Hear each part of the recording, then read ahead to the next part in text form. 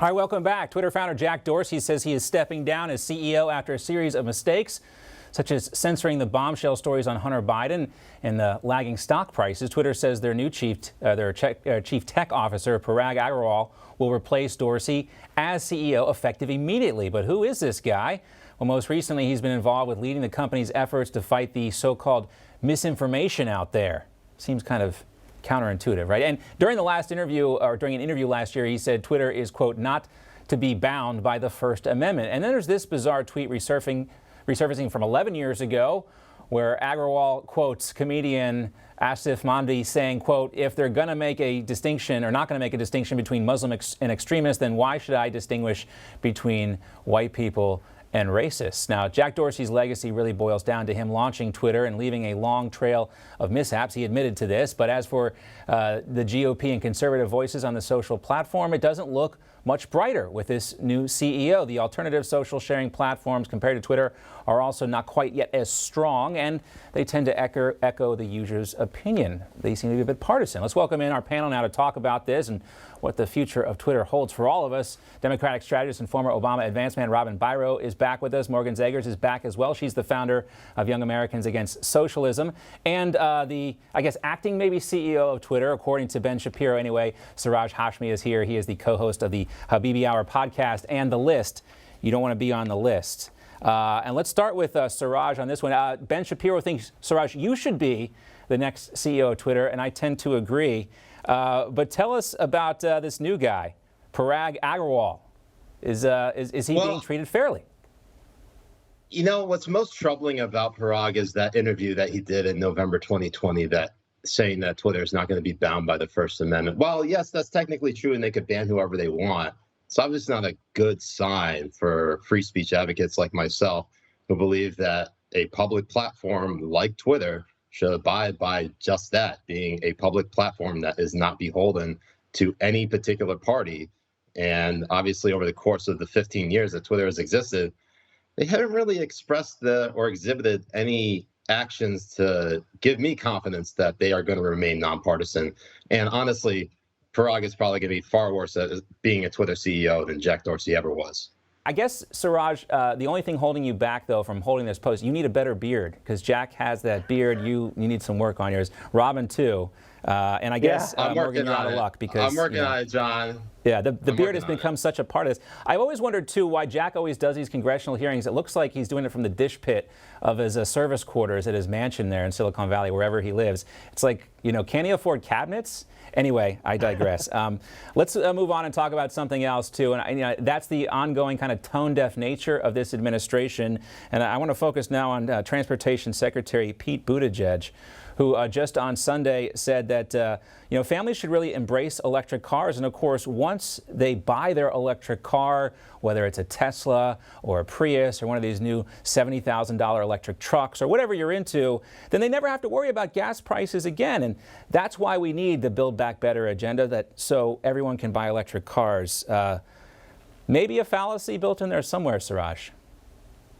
Yeah, what does Pete Buttigieg think he's gonna do? Like, American people are just gonna get their petroleum and gas through breastfeeding? I mean, this is something that, I mean, when it comes to with Secretary Pete, you have to look at the fact that this is such a narrow focus of his. If he only thinks that petroleum and gas goes towards cars, this guy's completely out of his element.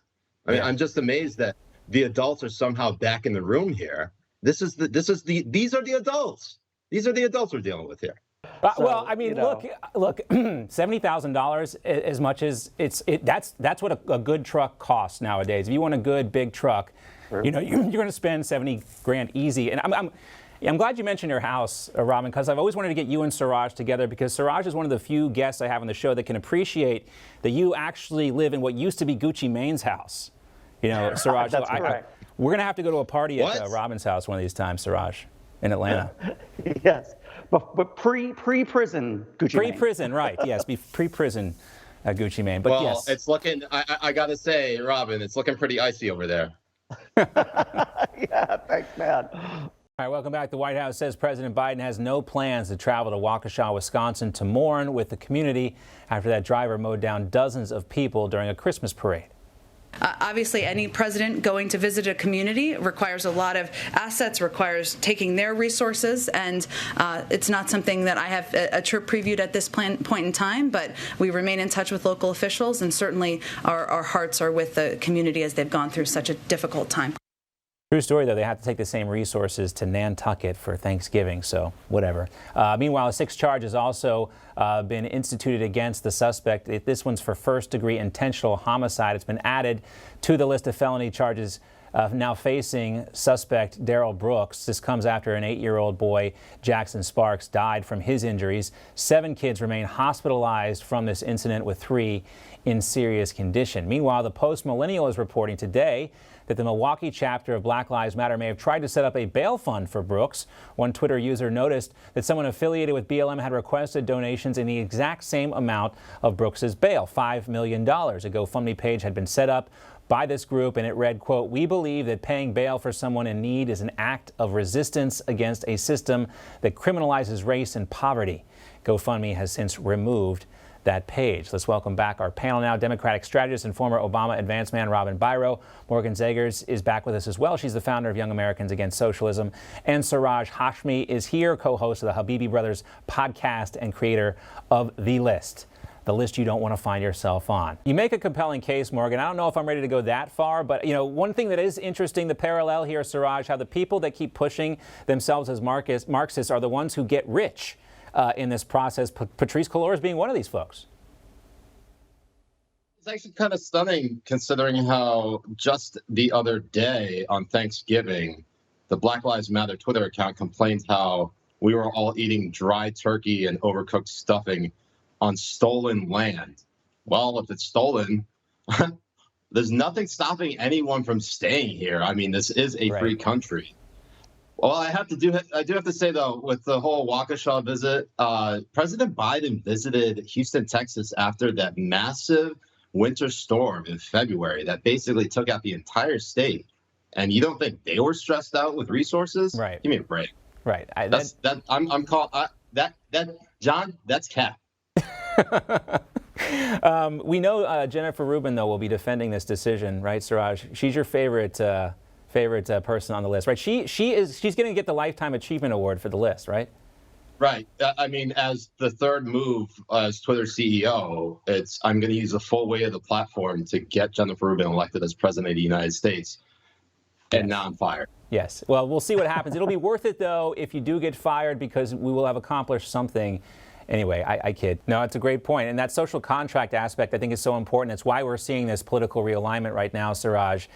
People expect the police to keep them safe. And when it doesn't happen, at first it goes unnoticed. But when it happens in your community, people do start to notice. And that's why we're seeing this. And I don't know if this is the end or the beginning of the end or, a turning point here. But certainly, I do think things will change. What about you, Siraj? Yeah, I have to say, at least with the center left, the moderates, the Joe Biden wing of the Democratic Party, at least there is some semblance of common sense that they believe that law enforcement is needed to enforce the rule of law. And when you don't have the rule of law, you have anarchy, you have chaos, you have basically everything that happened in the summer of 2020 go completely unchecked. And while, President Trump at the time probably should have been more forceful. Maybe he felt he caved to some political pressure about, deploying the National Guard at the time he needed to.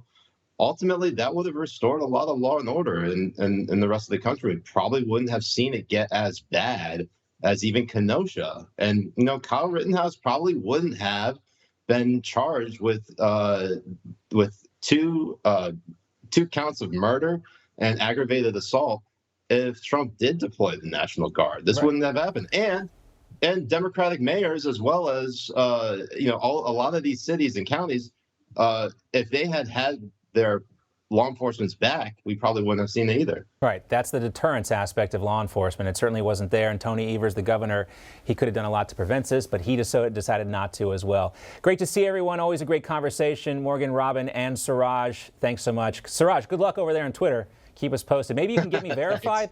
Even though I don't really want to be verified, but if you're the CEO, I'll think about it. Stay with us, guys. Your catch up. Don't worry, I'm shutting it down. Thanks. We'll see you in a sec.